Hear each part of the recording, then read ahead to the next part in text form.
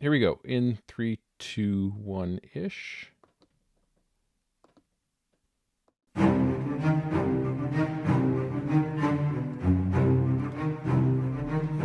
Hello, welcome. Thanks for joining us Under the Library. We're playing Call of Cthulhu, Homebrew. Before we get going tonight, if you would like to play our Call of Cthulhu module set in our Season 1 setting with characters and NPCs from that universe, head over to DriveThruRPG and pick up The Snake's Oil. Last week, for some reason I said a snake's oil, even though it says right there The Snake's Oil, and I know it's The Snake's Oil. I said it's the Snake's Oil. And if you like what we're doing here and would like to support the show, please do so at patreon.com/underthelibrary. We have a full house again tonight. My name's Arthur. I am playing Franny. I'm joined by Wayne as Rutherford, Chris is Boone, Emily's playing Joe, Scott is Cully, Rick is Bello, and of course, our keeper is the amazing Michael. Michael, the show's all yours. Hey, thanks for joining us. Under the Library is a actual play of a Call of Cthulhu tabletop role-playing game. We are participating in mature themes, and we're definitely immature people. So if you've ever considered piercing your own nipples or somebody else's while high on mescaline, then you're probably in a good place. I don't want to play anymore. With that, I'll turn it over to Emily with last week's recap. You know, I didn't write down that part last week. I don't know when that happened. I think that might be part of his personal life that just came out there. Perhaps. Okay. So as we began last week, Cully, Franny, and Richard had Cully, Franny, and Rutherford had just discovered Richard after his supposed abduction. He doesn't seem to be able to speak. He just says a lot of and he wet himself. He has broken capillaries and redness in the corner of his left eye. As they're settling him in the car, Franny notices a man down the street who's sitting on a bench, frantically scribbling while looking at them. And Richard asks to go home, but Franny is wondering what's going on with this guy, and Rutherford just heads over and speaks to the man who says he's an artist. His name is Willard Palmer, and he was sketching the scene of the street with their car. He had also sketched a picture of the car from the other night that had abducted Richard. And, the car as it pushed Richard out onto the sidewalk. Sorry. And anyway, Rutherford decides to buy this sketchbook from him. He's willing to sell it for $25. He includes his contact information. And the book also includes a sketch of the facility. Rutherford commissions some more pictures of the facility, hoping to get more useful information. At the same time, Bello, Boone, and Joe have parked at the facility for Bello's meeting with Paula Bradford. Bello heads in and ends up distracted by a conversation from an office about beef supply. He knocks to enter the office and talks to Stan, who tries to offer him a slightly used car. From the chicken mobile, Boone sees billowing smoke from the zone of the building that is still under construction. He realizes that Joe has actually set a fire. Joe was just trying to make sure Cully was safe. They needed a good distraction. But anyway, back in the building, Bello sells Stan on an investment in greaseless chicken, and they end up shaking on a 30% cut for Stan. Bello heads to the restroom. Boone hears a knock on the chicken mobile door, and two military men force them out of the facility parking lot. Bello hides in the bathroom, heads back to the offices, searches Stan's office, finds a catalog full of lingerie pictures, finds a revolver and a phone number for Wagoneer Farms. He dials, he speaks to their beef supplier, and tells them they do not need to be supplied, and breaks a young boy's heart and his dreams of a bicycle. He then goes to the director's office, notes a schedule of deliveries, takes a couple of ledger statements for the Brady brothers, and leaves a note from Stan saying that Willard Farms will not be supplying them. Instead, it will be Poulet. Cully, Rutherford, Franny, and Richard head back to the house. Cully is distraught. Richard is not himself. They change his clothes, clean him up. A bottle of pills falls out of his pocket. Franny notices a needle mark on his arm. And they look for signs of poison, chemicals, anything. He's extremely dehydrated. His breath smells like anesthesia. And that red corner of an eye suggests that maybe something had entered between the nasal cavity and the eyeball to access his brain. Cully prepares to sit with Richard and take notes. If he says anything, Franny teaches him to take a pulse. At the facility, Joe feels guilt for the size and severity of the fire. Boone attempts to serve chicken. Bello is not out yet. That's all.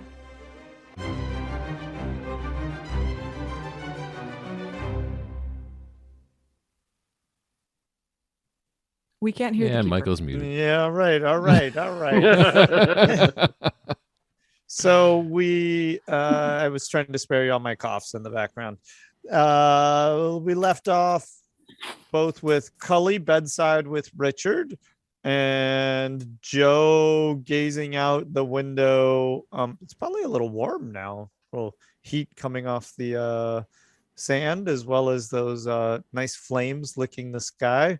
It's probably nice and toasty in That's the a really big fire. birdmobile.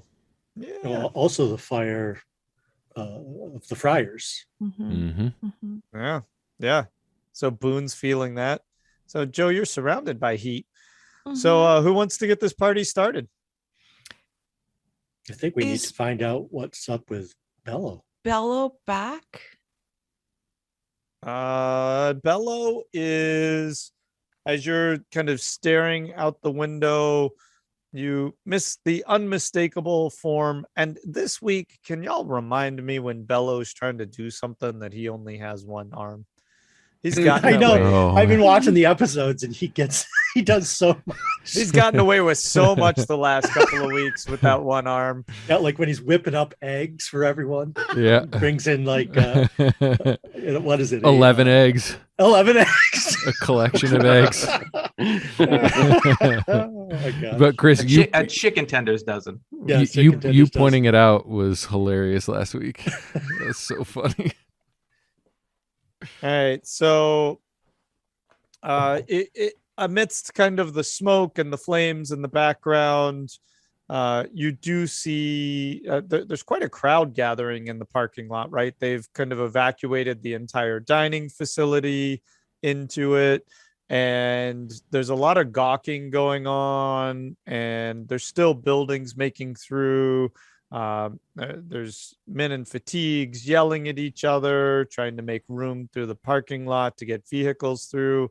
And it now appears they're even like bringing in some helicopters to try and douse things. You've started quite the little event, Joe. Among that, it's hard to make out, and I believe your role didn't quite give you what you needed, but there's a lot of activity around the building, and you're having a hard time seeing if you can find Bello. Did I roll? You did. You did a little spot hidden at the end of the last episode. Oh, okay. Is there isn't there like a microphone? There is. Megaphone thing on the Yeah, there sure is. Oh, okay. Well, I'll go paging Mr. Bello. Mr. Bello, we're outside the fence, set up for business. Everybody, you must have built up quite a hunger running away from that fire. Well, we can satisfy that hunger with Bello Poulet's greaseless chicken. You don't have to worry about the chicken catching on fire. It's got no grease. Come and get it. So as you're doing that, right, and Joe, you're looking out the window, you see not everybody, but like the back half of the crowd kind of turn and give these quizzical looks at y'all at what's going on. Okay, well, I'll just stick my head out a window and say, "We're selling chicken here. It's really good. I had some. Are you hungry?" All right. And as you do that, let's see. It won't even come out of a pocket, fresh from the fryer. That's good. Fresh from the fryer, not the pocket. Let's ixnay the pocket chicken, eh? And a few people start talking in the crowd as you're doing this, and a couple even start to make their way over towards you. But they're good. That's right. We're outside the fence. If anyone needs to find us, we're parked right outside the fence. Bello, you would hear them because you're outside the building. Do you? I would. What's that?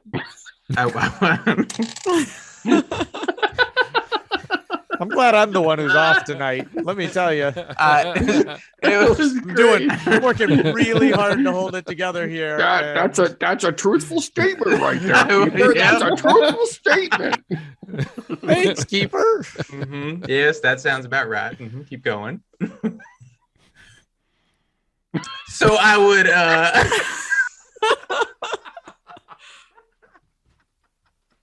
yeah, so I'm walking out of the cafeteria complex, and you we've established that. Yeah, yep. Mm-hmm. And you said at the end of last episode that there was a commotion going on outside of the director's office, and I could sort of see what was going on. Is that the fire still, or is there something more proximal to the building that's different and separate and unique from the fire?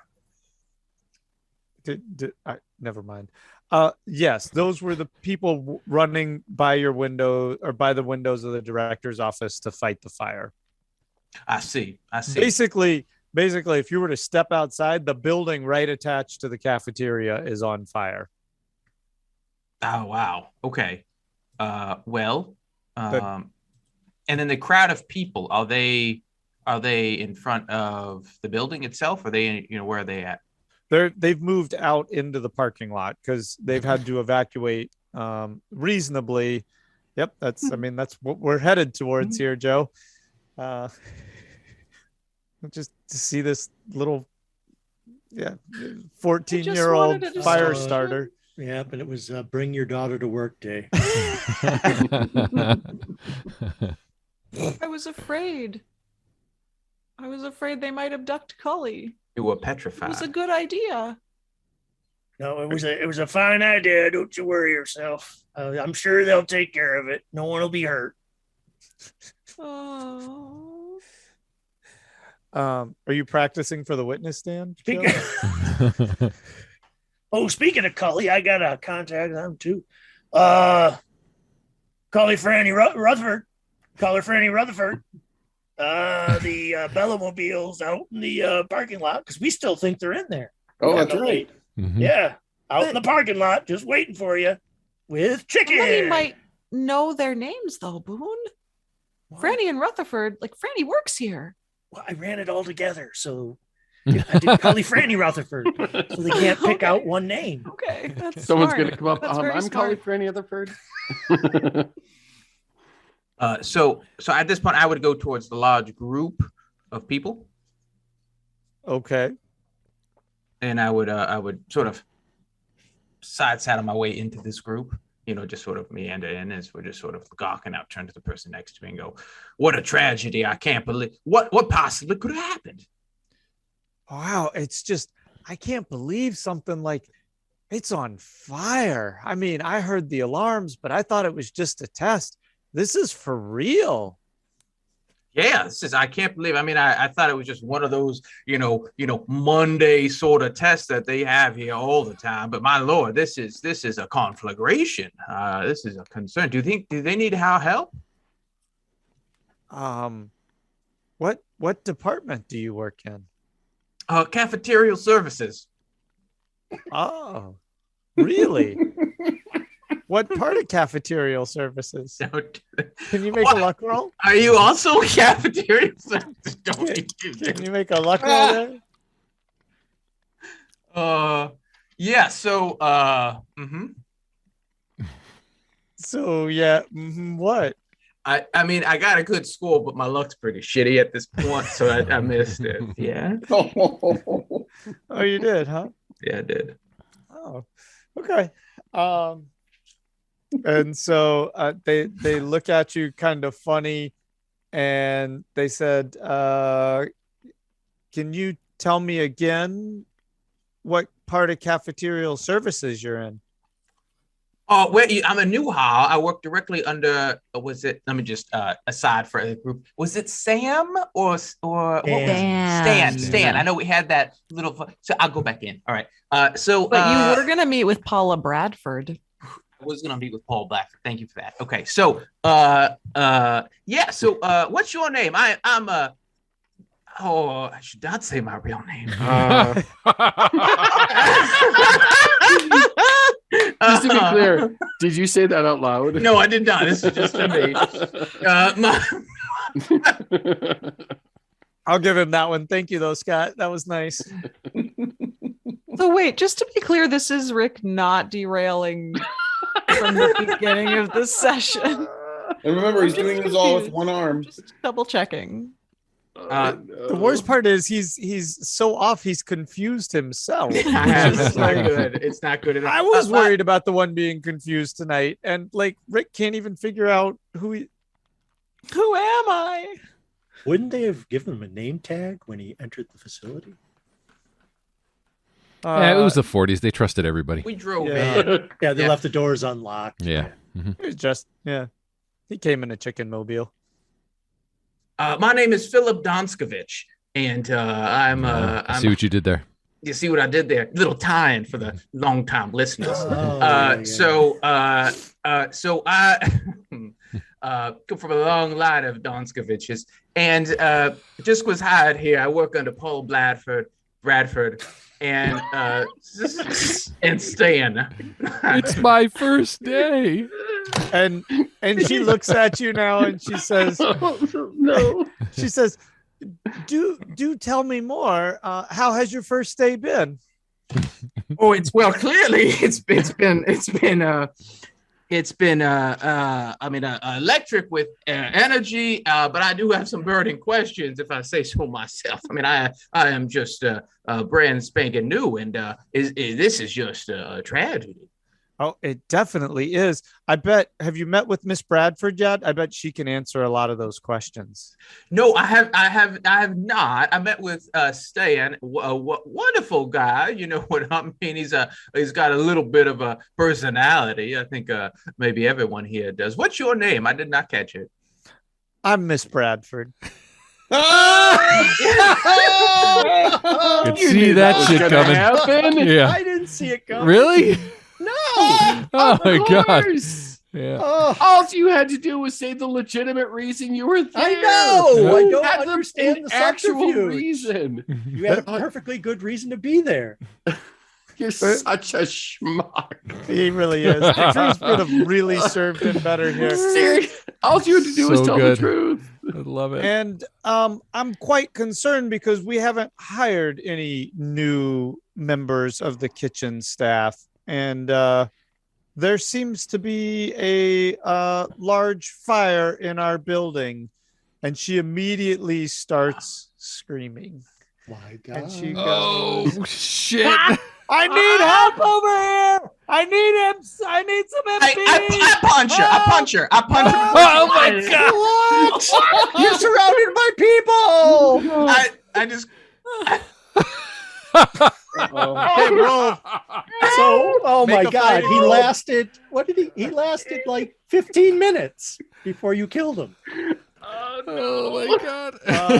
Joe, as you're looking out over the two people who are walking towards the chicken mobile, there's now quite a commotion happening in the parking lot. What'd you roll there, big guy? I rolled a regular success. A regular success. Great. So you connected with Miss Bradford I square. was going for her throat because I wanted to hit her voice box so she stopped screaming. God. Oh, wait, let me just double check on something here. Let me just make sure. She has a good chance of being shot in the back. Isn't a called shot like up the necessary Oh, does it? requirement? So you need like an extreme success. No, this isn't Savage Worlds, but you just throat punched an innocent woman. Because you lied to her. And I just want to remind the group, because though I have forgotten about his broken arm for several sessions, he does have a stolen firearm on him. Oh, yeah. He does. You're right. Oh. Yep, the MP. Oh no! He's a love to find that. Oh This is not going off the rails. Good thing. I think Good the thing you're title of staying this on the rails. episode is not off the rails. Yeah. All he had to do was walk back to the chicken mobile. That was it. Or say, not lie. Or say Not Bello lie. Poulet. Oh, side note, Keeper, you said that Joe saw a commotion in the parking lot. Should I roll to see how much I see, or how much do I see? And I'm actually just realizing you just punched her. You have one arm in a sling. Oh, Yeah. Oh my goodness. All right. Bello, no, I think you see this commotion. You mean, can you tell that it's Bello swinging out there? Yes. Can I see Bello? Sure. Why don't you roll any success? I'll give you. Bello, why don't you roll a D6 to see how much damage you do to Miss Bradford? What do I roll for vision? Just spot hidden. Oh. Uh-oh. What'd you roll? He rolled a 6. Oh man. He rolled a kill blow. Yeah. Okay. So you clock her. I can't somehow you get your weight behind your one arm and you just land a blow. And she goes out cold. He does. Which probably is not what you needed, because now everybody is screaming around you. Did people see this? People saw this. Dude, It's they a- were Broad daylight in a parking lot. The parking lot full of people. Yes. Now they're going to dogpile you. Good luck fighting them off with your one arm. You should run back into the building. All right. Yes. You know, put your chicken. I rolled a 91. Disguise yourself. Okay. So all you just see is these massive forms mobbing onto a person in the middle. Bello, as soon as you swing, the last thing you kind of hear is Paula screaming, or Paula falling, but the woman behind her screaming as you've attacked her. And you feel the weight of, you're not sure, but at least 3 or 4 people piling on top of you. Hey, so it's little question. Is she falling on pavement and concrete? Yeah. Yeah. That can't be good. So, but so's Bello as he gets body slammed to the pavement by multiple people landing on top of him. He's going to break his other arm. Wow. So, Boone, what's going on in the parking lot? Look at those people. Can I roll to see if I see? you would have your back to it until Joe asked you to turn. So I probably, rolled a 98 anyway. So yeah. Oh.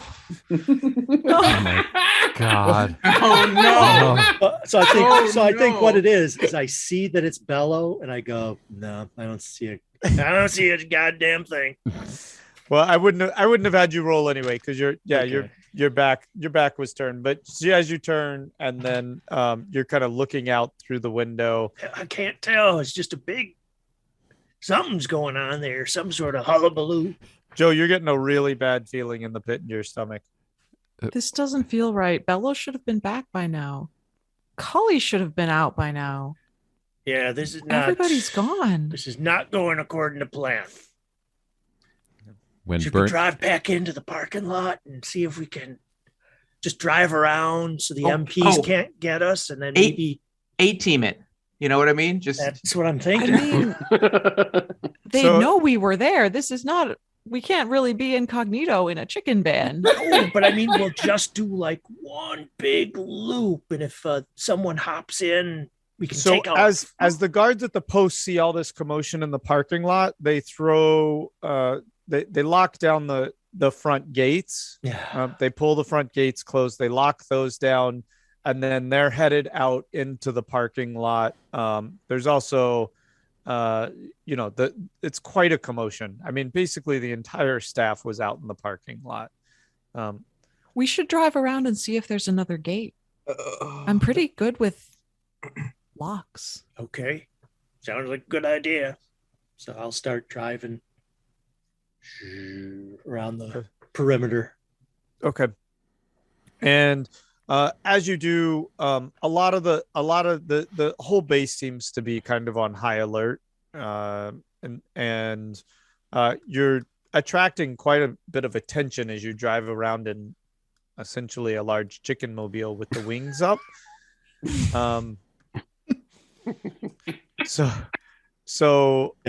Again, something that doesn't belong there on the day when things are going to hell. Yeah, and y'all both notice that you're starting to catch a lot of eyes. Bello, what you hear is, "What's going on over here?" And then let's cut over to Cully and Rutherford and Franny. Oh man! As when burning, Bello's getting tenderized. When burning down a government building was not the worst thing we did this morning. Jesus Christ. So the time of day is synchronous, so it's the same for us as it is for them. So it's still like late morning. Yeah. All right. So we've got Richard, and we settled him into bed. We had his eyes open and they were rolled up in his head, so he's going to sleep. And I think we got some medication into him, if I'm not mistaken. Yes, Basically, all of that tracks. Michael, every 15 minutes or so, I am going to be taking his hand and my arm. I'm going to be taking his pulse exactly like Franny taught me. And then I've got a page in my notebook and I'm writing down like how I'm sort of trying to count, and I'm trying to write what I think his pulse is. And I'm trying to keep really, really assiduous notes of the whole thing. I'm sort of putting my hand on the back of his head to see if he feels hot to me. I'm sort of poking his eyes open a little bit to see if he's like if his eyes look okay to me. Like I'm taking notes on everything that I'm doing. Okay, make a luck roll for me. All right. And most of those, you're tracking his pulse and everything's really consistent. I got a 16. Okay. And out of 70. So yeah. He's pretty, for the most part, he's sleeping really soundly. And then occasionally he'll mutter a word or two. It seems like his sleep gets really dream disturbed. And as it does, he starts just kind of mumbling about. Most of it's incoherent. You can't understand or make out too much of it.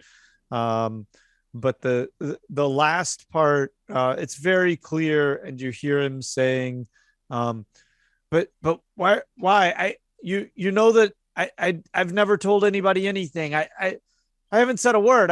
It's why it's not necessary. It's not necessary. And I'm writing down verbatim what he says. And as soon as he's done saying that, I'm going to run and I want to get Franny and Rutherford and tell them about it. Okay.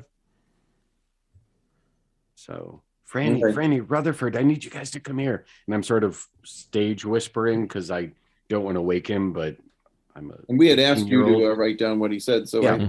So we would know. Franny, Rutherford, he just said that he never told anything. I wrote the words down. He said that he never said anything, but why are they doing this to him? And then it sounded like they were doing something to maybe make him forget what he saw or what they told him, but he never said what it was. And he goes, my friend Richard seems to have known more things than he let us know. And then Rutherford starts thinking, and he goes, and Richard was meticulous at note keeping and file keeping. I said, I have a hunch there might be some secret notes or files in this house. And I tell Cully, I said, comb the house for any locations that he may have kept things secretly, even behind paintings or a little nook or cranny. I said, I think that could be imperative. It's not that I don't want to do that, but I can't leave him. You told me that I have to watch him. Yeah, it's okay, Rutherford. I think that you and I can do the searching while Cully keeps an eye on Richard. But you know what I can do? I can search his bedroom. That's a great idea. There you go. And I say, and make sure you comb every single corner, because Richard was very good at being discreet and hiding things, and I'm convinced he'll have some sort of diagrams and scientific notes. He was absolutely once again meticulous in all this. He wouldn't let that go. I've read all the science, I've read all the mystery books. I know that you've got to search everywhere, in the bed poster and the under the carpet, and I've read everything. So I'll just search the entire room top to bottom. All right, okay. All three of you give me spot hiddens. All right.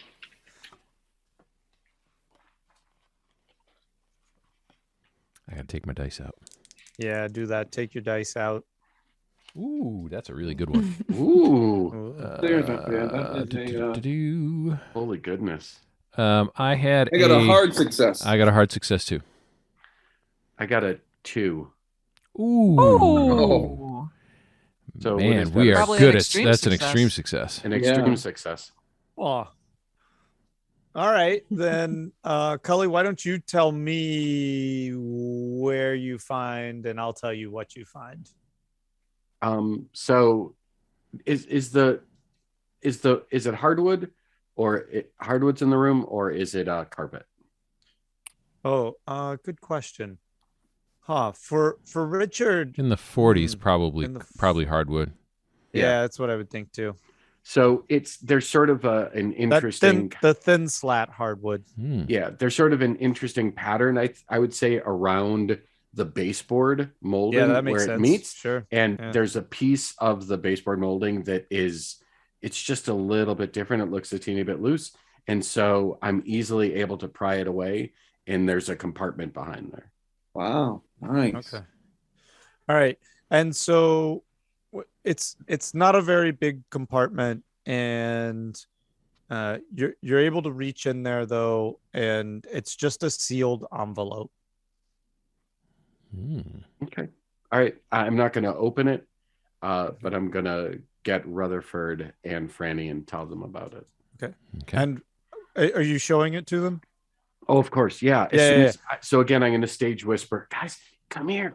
I found something. So y'all would have recognized the wax seal on the back of it. Something that Richard didn't do often, but it was something he did in the past that signified things he placed great importance on. And I say to Cully, and I was like, Cully, this could be a file. And I was like, wonder if this is his fail-safe file, the in case something happened to him file, like it did. He kept notes in other ways than this. He would have files and such like that, and loose papers and books. But this is different with it being sealed. This could be instructions. Maybe this will tell us where some of the other things are kept. So I said, this is it respectful? Franny, is it respectful to open it? Well, I think given the circumstances, it appears that our friend may have been tortured in some way, and he might have some information that's extremely important. So I think that given the circumstances, when you say tortured, that hasn't even occurred to him. And so when you say that, my jaw drops and my eyes fill with tears, and I just hand you the envelope and I go sit by the bed. Okay. I think that might be enough. Cully, I think you need to make a sand roll probably. I don't think it'd be huge, but okay. I think that would have an effect on you. I got a 10. Okay. So just 1 point then. Okay. I think that's a lot for you to take in for your best friend, basement friend, whatever friend. whatever.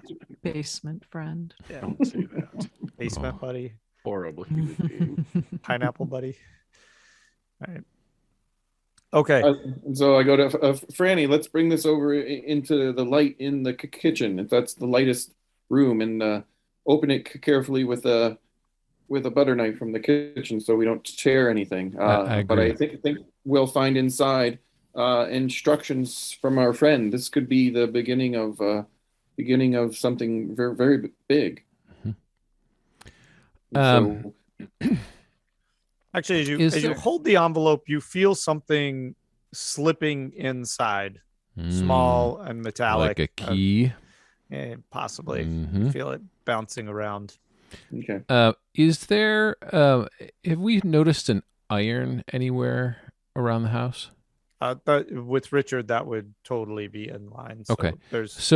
I'm just gonna get the iron, turn it on very low, and just slightly warm the opposite side of the envelope so that it loosens the wax under at the bottom of the seal. Okay. So it makes it easier to just. Nice. And like I said, that's a fantastic idea, Franny. Have you done this before? No, I'm just a scientist. It would make sense to warm up the wax to make it easier to separate from the paper. That's actually brilliant. And so in case we have to reseal it or anything. Yeah, exactly. We could do the same thing in reverse.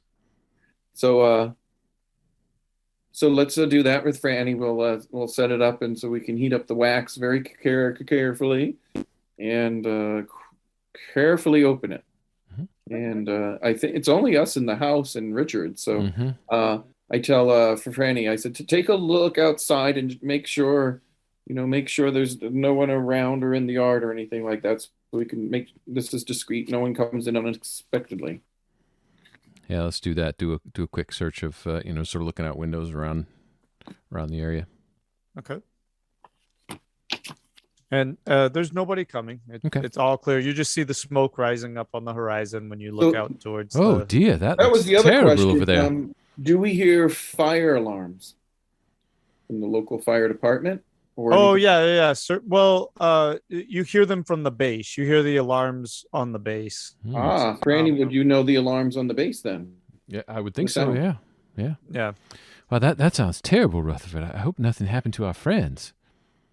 And then I say, it's got to be terrible if they made some bad decisions, wouldn't it? It has to be a coincidence. And then made bad decisions on top of the bad decisions to make that bad decision even worse than the bad decision. Brother, I hope our friends didn't burn the place down and then throat punch an innocent woman. that wouldn't happen. Oh, Cully, that's just your wild imagination. That's way too far-fetched, dear. Cully, really now? That's just nuts. All right. As you're kind of looking out the windows, and you're just feeling this tenseness, right? This moment.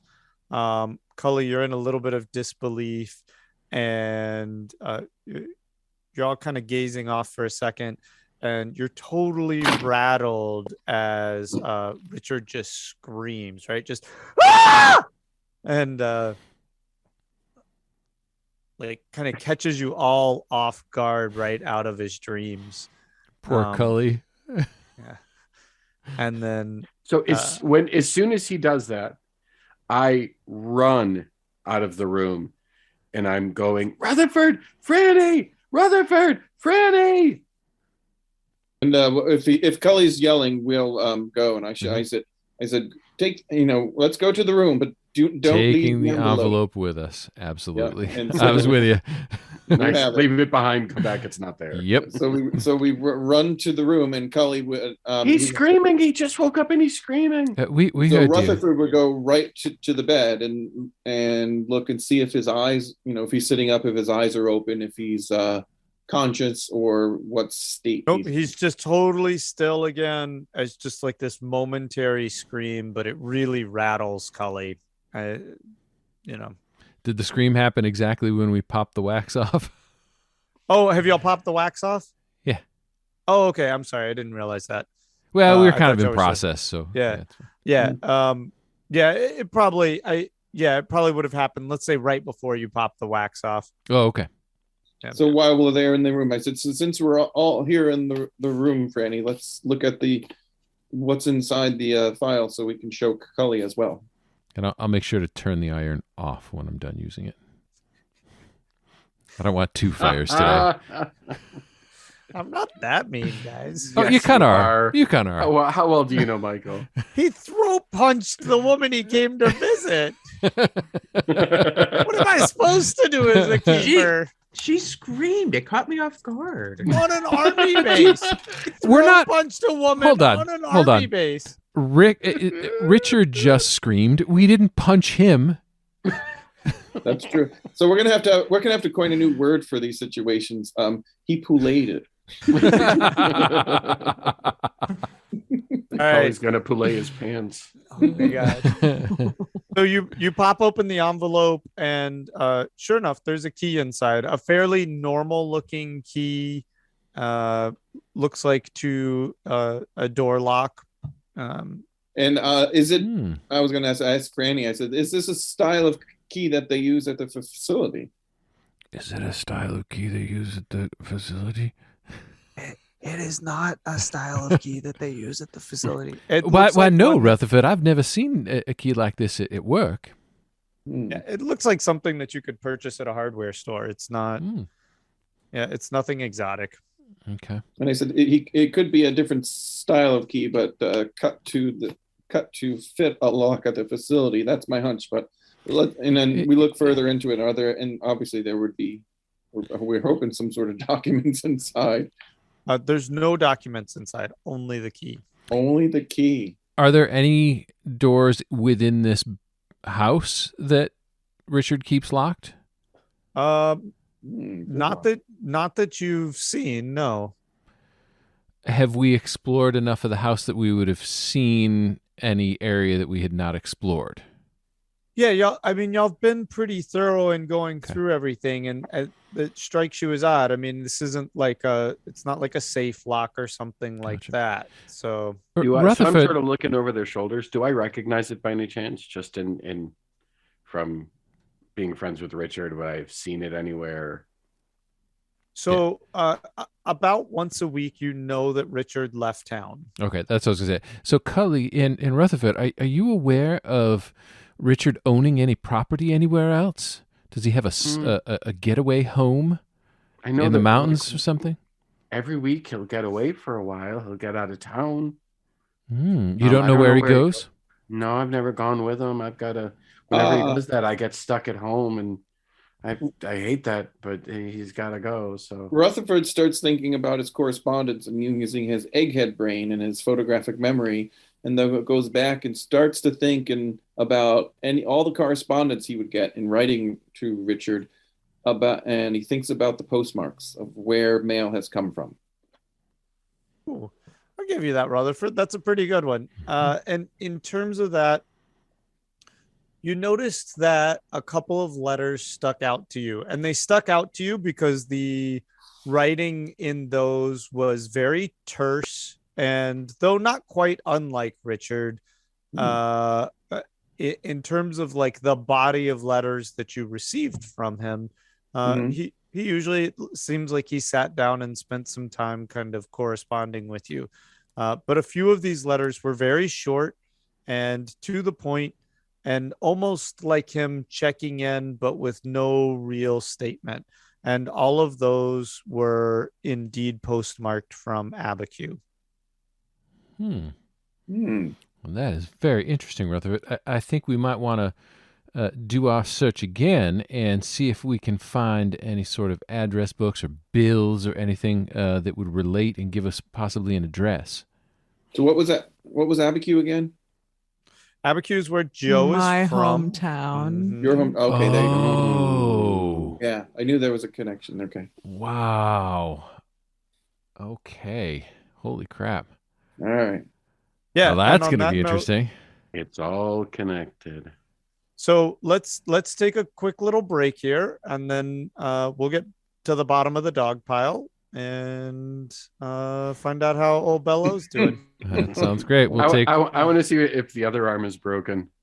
Yeah. I'm I'm just. All right. And then we'll have to remind you that he can't do any. He couldn't do that with 2 broken arms. I'm a little mad at you, Bello, because like I wanted to drag this one out a little bit, but you really kind of.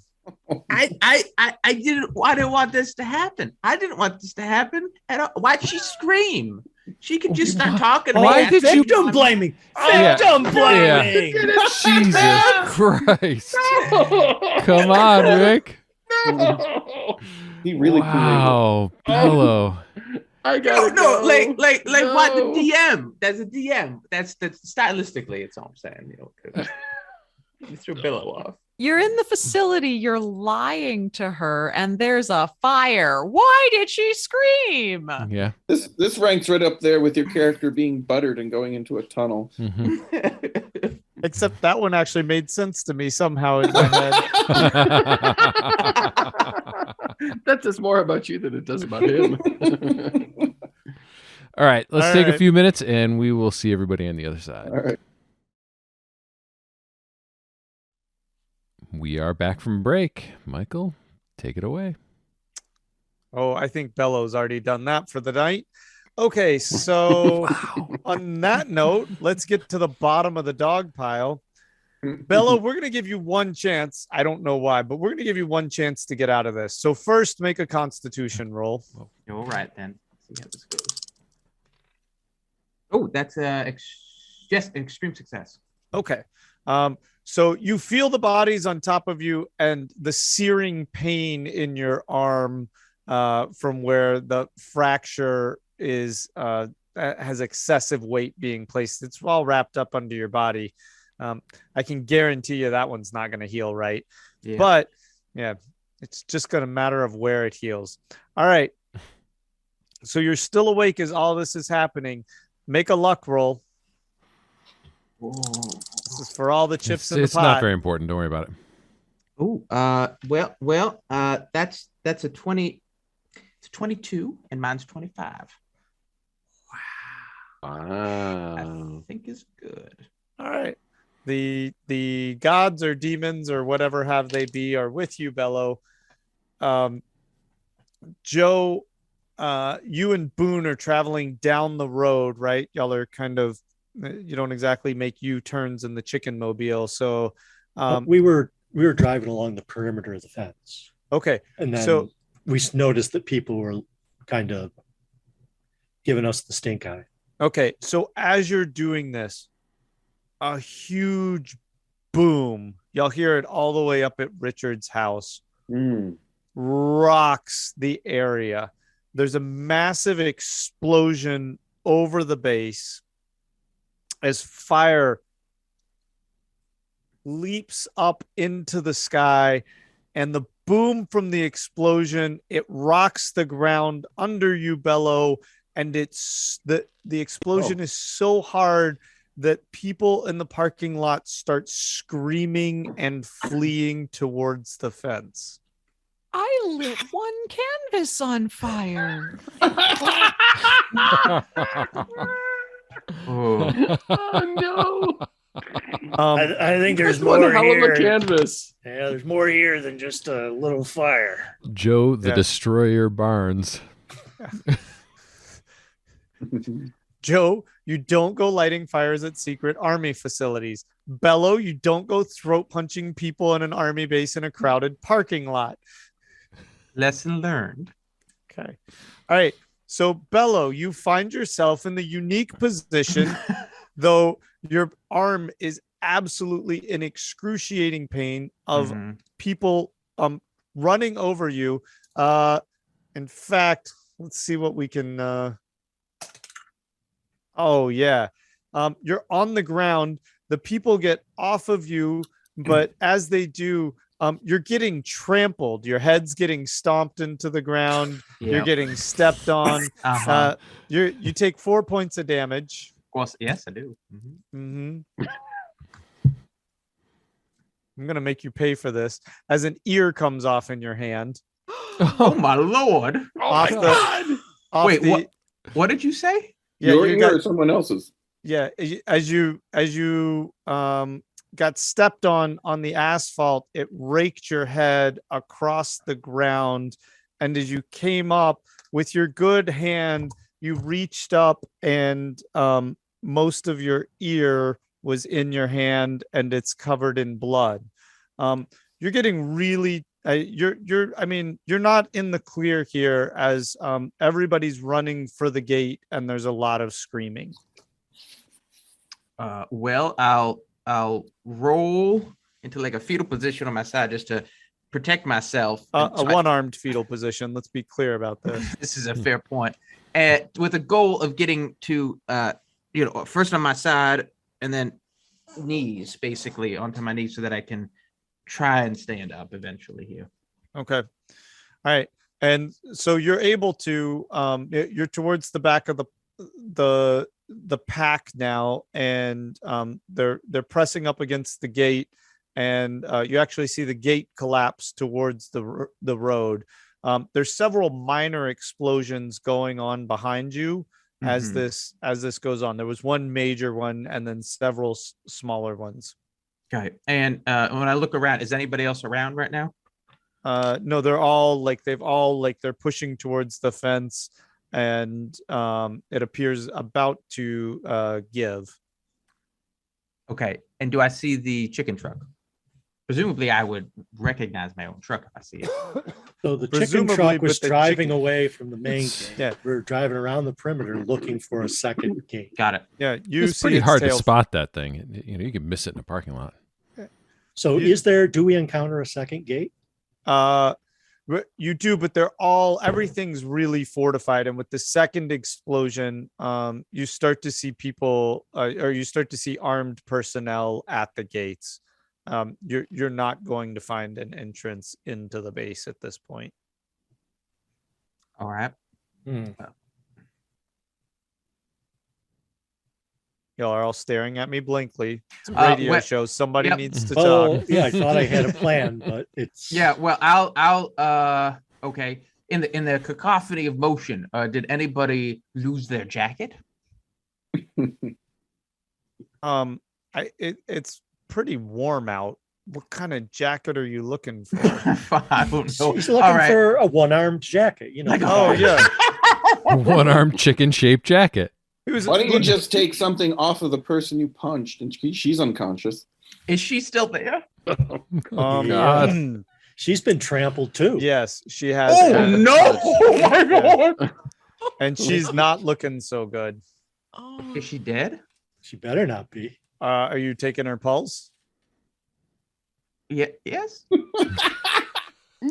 All right. Let me see. I thought you were leaving. I'm about to leave. I just had to. She's almost dead. Yeah, you look over your shoulder and you see her, and it doesn't. She looks worse than you do, which is saying something. That's saying a lot. And you go back over to her. Where do you take her pulse from? I'll just go for the jugular. Yeah, no, of course. Where you punched her? Oh. And you don't feel anything. Oh, not good. Not good. Gosh. Well, I'll like smudge that area. I don't know if fingerprints are a thing right now, and then I'll get a little. That fingerprints are a thing now. It's finger. I guess there'd be fist prints, right? Rather than fingerprints. It's also really hot because as that explosion happened, the fire moved forward into those front offices where you made the phone call from, and now the entire dining facility is on fire. Oh shit! Well, all right. I was wearing like the coat, one of the white coats that we took the label off of. So I would take that off and I would throw it into the fire so that hopefully my top looks different. I'm and I would what? Well, just to give you the scene, to be fair here, right? There are military personnel working to try and put out the fire. So in order to do that, you have to. Yeah. No, that's fine. I just thought that they run. No. Okay. Well, I'll take it off and I'll fold that, into my broken arm. I'll use that to actually wrap, and then I would roll around in the dirt, and then I would just to get myself dirtied up, and I would try and make my way out. Okay. And And there's other people who were trampled in this process. So, I mean, there's going to be, you probably wouldn't even have to go to such great lengths, right? I guess I was already You're trampled. missing I don't an need to make ear. I don't need to make it look like You've I got was a broken trampled. arm. Yeah, that's a fair point. I don't need to make it look worse because I'm already pretty bad. Yeah, that's fine. Yeah. All right. Trying to give you an out here. Yeah, I'm making my way out. I'm making my way out. Are you really? Yeah, I am. I'm making my way out. Okay, so I see all the people coming through the gate. Right. Yeah. So I know the gate's open through. now. Yeah. So I'm just going to turn the chicken mobile around. How and start tall is driving. the wall? You mean the fence? The fence. Yeah, the fence is probably 12 feet. And the chicken mobile? That's what I was thinking.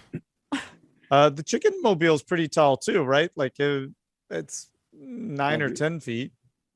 Okay. Is that right? Is that right, Bello? That's right. Depends on if you're measuring from the comb itself up top. Yeah, probably the top of the head would be pretty high. Boone, I want to try to go in. I'm really worried about everyone. I might try to climb. There's still a lot of hubbub in there. Are you sure? I mean, nobody's come out. None of our people. There is barbed wire at the top of this facility. I'll be careful. Okay. So you want to go climbing over the fence. Bello's trying to follow the crowd out of the fence. And Boone, you're driving the chicken mobile where? Through the fence. Back to the gate. Okay. Hoping that I can see our people come out with the crowd. Yeah. And so the whole crowd's moving through the gate. There's probably somewhere between 150 and 200 people moving through the gate. So I'm counting on them to see me. There's military personnel in the parking lot trying to get everybody if out. Joe wanted to get over the fence, I would stop before I got to the gate because I'm still, driving back. All right. Joe, as you climb onto the gate, do you want to make one final spot hidden to see if you see Bello? That sounds like a good idea. Oh, that's a hard success. Oh, thank goodness. All right. So you see, I'm trying so hard to get y'all back on this track. Trying to get back on this train. Get us on this train. As you kind of latch onto the fence and you get about 3 or 4 feet off the ground, right? You're scanning the parking lot. You see a couple of medics tending to a figure laying in the middle of the parking lot. And you see about 20 to 30 feet away from that figure, you see somebody stumbling, holding their arm up. They're a bloody mess. But you do recognize that they're wearing the clothes that Bello was wearing, and Bello kind of has an unmistakable gait that you're pretty sure that's who that is. Well, in that case, I'm going to climb right back down. Boone, I saw him. I'm going to try to get in and make sure he gets out. I'm just going to slip in around the people at the gate. Did you see Cully or Franny or Rutherford? No, I didn't see any of them. Oh, jeepers. But at least we can get Bello out and then we'll figure out the rest. Can I try to slip in against traffic? Yeah, and I don't think that would be that difficult. I mean, it's not that many people to move through those front gates after they kind of broke open. So, you have a pretty easy time getting to him. Bello, I assume you're making your way towards the gates? Yes, I would be. Yeah. Yes, post haste. Okay. So right. do I make it to him? Does somebody challenge me or him? No, you're good. Oh, great. You're good. I'm not going to give you all any more opportunities to mess this one up tonight. Yeah, perfect. So I'm Joe, we have to get out of here right Bello, away. you have to get out of here. Yes. We gotta go. We have your chicken mobile right outside. Who's driving? We can't find Cully. We can't find Franny. Rutherford. I don't know where they are. Have you seen them? They weren't in the crowd. So they may have gotten out already. We need to go.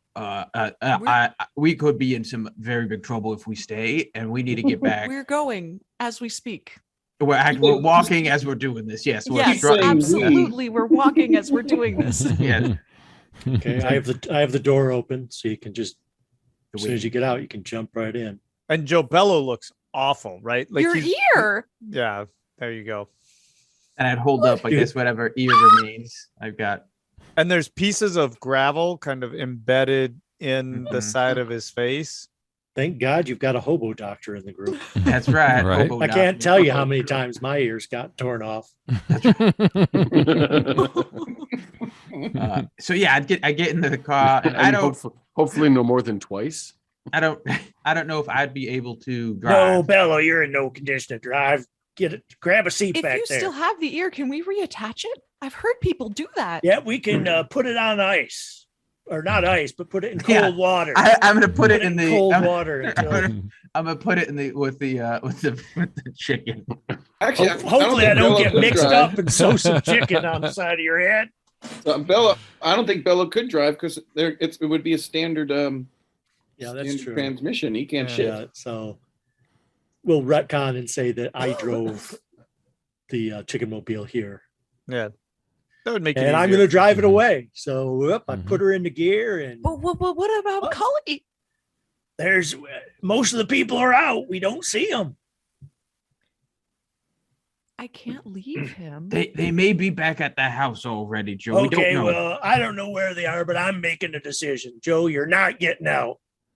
You're an weren't even here arsonist. for He's that a one. murderer. We're hitting You don't know that. You don't know that. You know, for a murder hobo to say that is just offensive. And I'm all bloodied, and I just say, Joe, I don't know why we crossed that road. Oh, where are the crickets? Yeah. Crickets. Which road was that? Bello, I need you to make a sand roll, please. Yeah, okay. Yeah. Oh, 93. Nice. When are you going to get revisited by the spirit of the person you punched? Oh, yeah, there we go. As you are riding in the passenger seat of the chicken mobile and the last few minutes of your decision making washes over you, you just remember standing over the face of the lifeless woman. She had a name. Paula Bradford. As you stood over the lifeless body of Paula, you kind of realize the point that you've reached in your life, and what drove you to make this decision to actually punch her. You can't even imagine why you did this, and she's dead. She's dead because of you, and you're questioning everything in this moment. And you can take 5 points off with that. Who am I? Am I a man? Am I just a chicken? All right. Roosters are nasty, you know. Yeah. All right. If we'll get back to the more cerebral part of the party, and maybe see what they're investigating is leading up to. So we were gonna. Everybody needs a demolition squad. Let's just keep that straight. We were gonna try and search the house to see if we can find an address of some sort, whether it be in an address book or bills or any sort of correspondence, anything like that. And as soon as I'm sort of back, I'm gonna come to a little bit. I'll keep searching the bedroom to see if there's any of that information in the bedroom. So Richard, Rutherford knows Richard a little bit, and he might not leave obvious things around like that, but he may leave because he loves his artwork, and there may be a small painting or a postcard or something like that, or a small item that signifies this place that we're looking for. So he says, don't necessarily look for paperwork and words. Look for perhaps an image, because he was very oriented that way. I was looking for filing cabinet with bill payments and tax records and just personal information like that.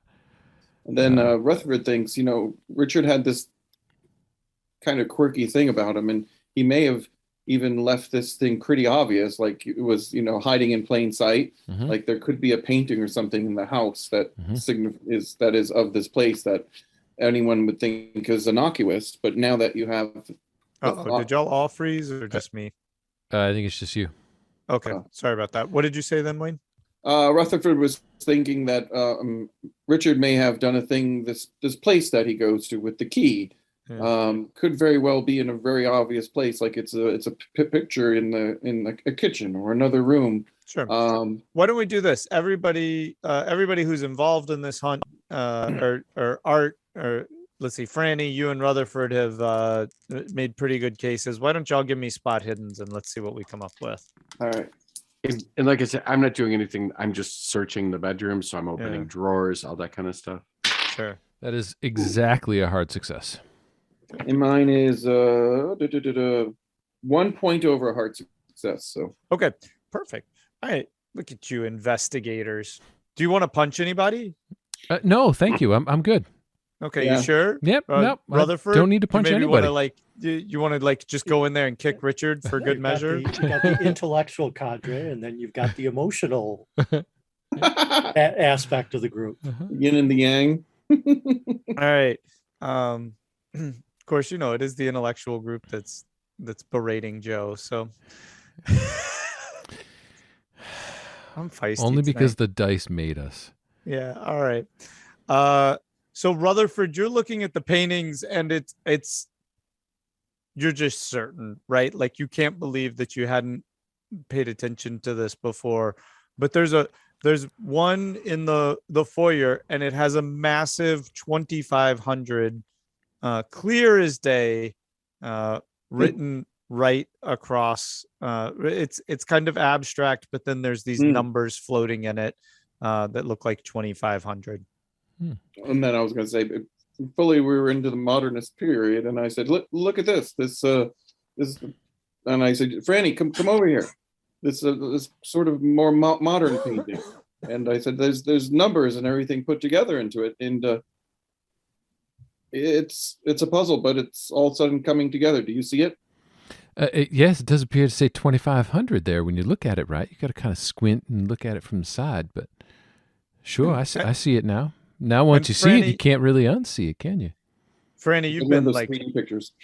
tearing apart rooms, moving through desk drawers, looking under desks. You've looked at the bottom of couches, and as you're kind of crawling around looking at other things, you run into the envelope that y'all just kind of let drop on the floor, and you look at it again. And you're like, that's where the key came from. And you kind of pop it open, and there's obviously nothing inside, but when you hold it, it looks like on the edge of the lining of the envelope on the inside that there's something written. And so you immediately, get that pot of hot water going to steam open the envelope. And as you do, it starts to kind of unfold, and it's nothing elaborate, it's nothing fancy, but right in where the bottom corner of the envelope would have been when it was all folded together, right in that seam, it just says Modern Street. Excellent. I was like, Modern? Yep. Modern. 2,500 Modern Street. And I said, if Cully's there, and I said, Cully, we found it. Your hard work and finding this item has led us to a huge discovery. Richard has another place, and I share it with him in case anything happens to us. We all need to remember 2,500 Modern Street. Rutherford, is that where he goes when he goes out of town? Probably, yes. I wonder why he goes there. Well, we are going to try to find out. How do we do that and keep Richard okay at the same time? I don't want to not go with you guys, but I don't want him to be sick. I think these people who did this to him know he lives here. I think his other place may be safe. That's why he was keeping it secret. I believe if we can we bring him there, that will be a safe place to go. It's unknown. this will be imperative, very important, and to get him there safely in the car. We'll let him rest. And he's not too sick to travel? I think we can move him. He was walking on his own, but we should do this all under the cover of darkness. And make sure we're not followed by anyone. I'm sure that's how he always went to this place. Since you never knew, he must have done it very secretly. Maybe even in a different car. Yeah, he never told me where he was going. But that sounds okay to me, as long as we keep him safe and we don't let them get him anymore. Is it safe to stay here now? What if they come back for him now? Through the daylight hours, let's put everyone in a window and be on high alert. You watch Cully. We'll look out the windows, but we also have to look out for our friends who are at this facility. They may have been captured or injured in the fiasco. Oh my gosh! And when you say that, my face drops, because I just remember that I haven't even worried yet about anything, and I realized that Joe is gone. And you guys told me about the smoke and all that. And I'm like, "What, Joe? Where's Joe?" I'm sure she'll be fine, Cully. Made it out of town. I didn't even I was thinking about Richard. What about the fire? What if she got caught in the fire? I'm sure she'll be fine. She was with Mr. Bello Poulet. He has a level head. Everything's probably fine. Now, Rutherford, don't scare Cully like that. Should Cully roll to see if he vomits in his mouth? Boone, where are you driving? Back to the house. Oh, you are? Okay. Yeah, my assumption is that if they made it out, that's where they would have gone. Okay. So I'm hoping beyond hope that they somehow made it out. Okay. Right. So I'm going to, really quickly, I'm going to say, Franny, I won't go there, I promise, but I want to go outside and at least see if I can see what's happening. Will I do that? Will you please keep an eye on Richard for me? Of course I will, but please don't go anywhere, Cully. We need you here. I promise I won't go anywhere, and if I do, I'll tell you guys first. Okay. And I go running outside. Rutherford, go keep an eye on him, please. I'm looking like up and down the driveway. I'm just, you know what I mean? That sort of kid thing Cully, where you can make things materialize by just wanting them to materialize. Mm-hmm. So Cully, as you break out onto the front porch, you were expecting kind of a little bit of smoke, like kind of streaming up in the air. And there is this massive billowing black tower of smoke coming out of the lab facility.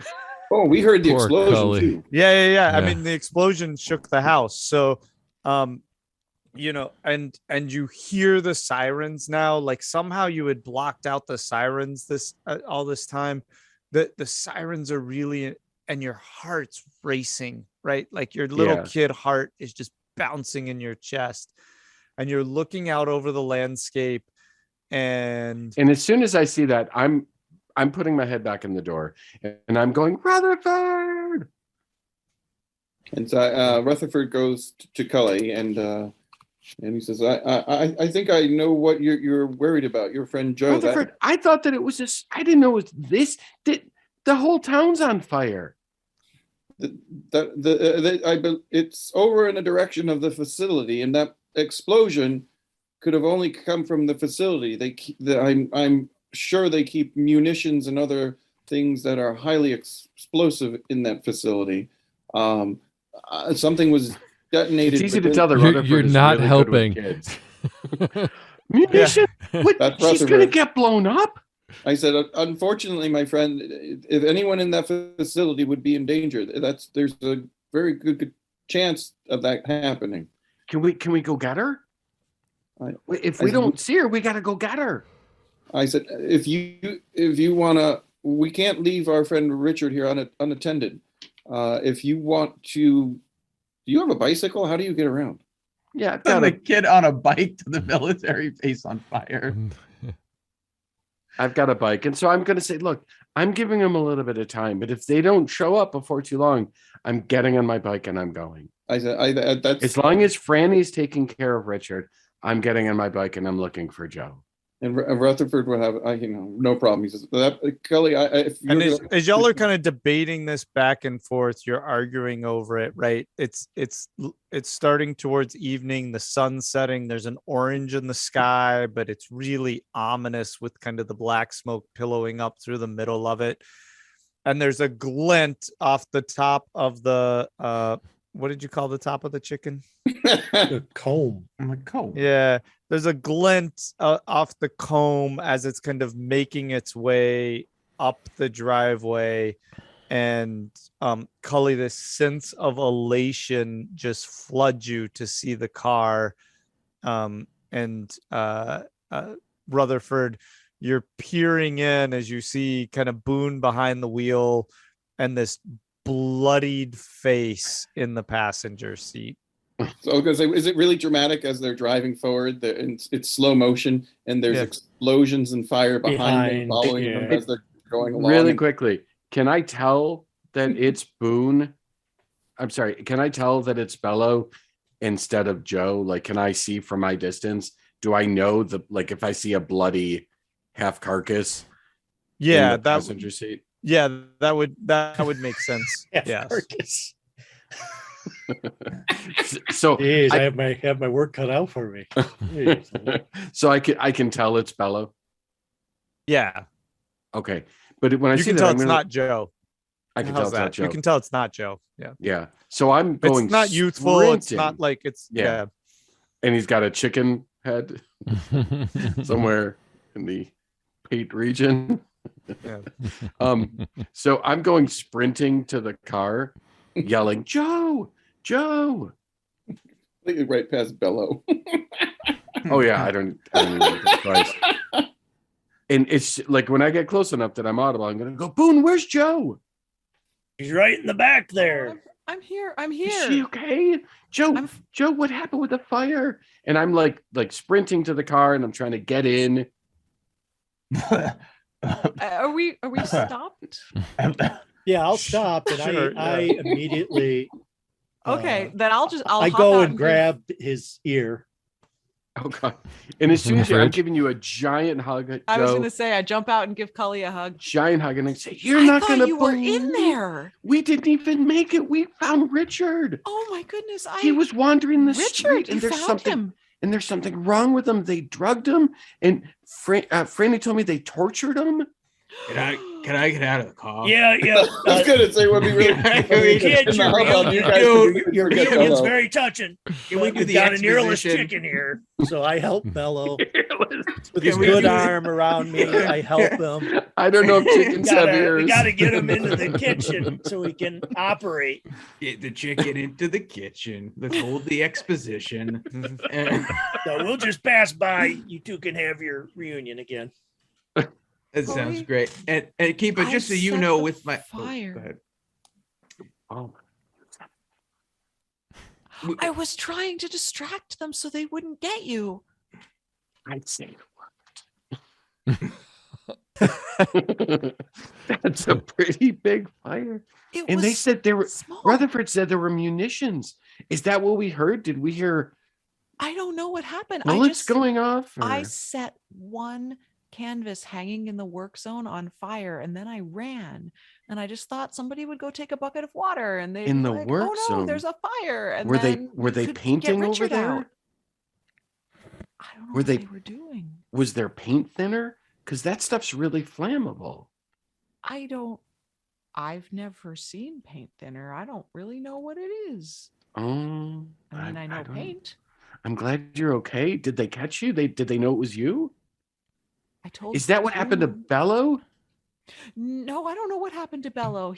We didn't have time to talk really, but there was a kind of a fight in the parking lot, and I didn't know it was him. But then when I saw him, he was all bloody, and his ear. Ugh. I didn't want to look at him. I was just want to make sure. Let's go make sure he's okay. But I'm glad you're okay. And let's not. I'm not telling anyone ever about this fire. As far as I'm concerned, it never happened. Okay, that's a good idea. Yep. Nobody in town's gonna remember it. Yeah. It'd be like it never happened tomorrow. Yep. All right. So, take you sort of arm in arm and Okay. and So walk on in. Okay, so you kids are good. Boone, you're getting Bello inside. I'm assuming operate on them next week. We'll Side be note, hobo is operation. Joe gonna have to flee another town? No, they don't. They don't know you did it. They don't know it was you. Yeah. If anything, they'll think Bello did it. He murdered That's someone. true. Oh Why yeah. should- In fact, why I fire? say, Joe, if they try and blame you, we're gonna tell them it was Bello. No, Yeah, but no. remember there was Hold on. Out of everything, you didn't know anything that happened. You just spontaneously going, "We're gonna pin this on the guy who tried to give me eggs." No, But we don't won't. forget. Remember, there was no. those people who seemed to know everything. The crowd of people that tackled you. There's going to be some people that. No, but there was those strange. Yeah, the we have couple to- who was going to the diner. We have to get you out of The town. gave mind me reader the- people. The coin that Franny has now. Yep. Oh, I forgot all about that. Yeah, they're gonna. What's gonna happen there? I don't know. I Just- want to go to the diner. For just All I know is we need to get Bello out of town Yeah. quickly. Yes. Whether you guys want to Because- follow us or what.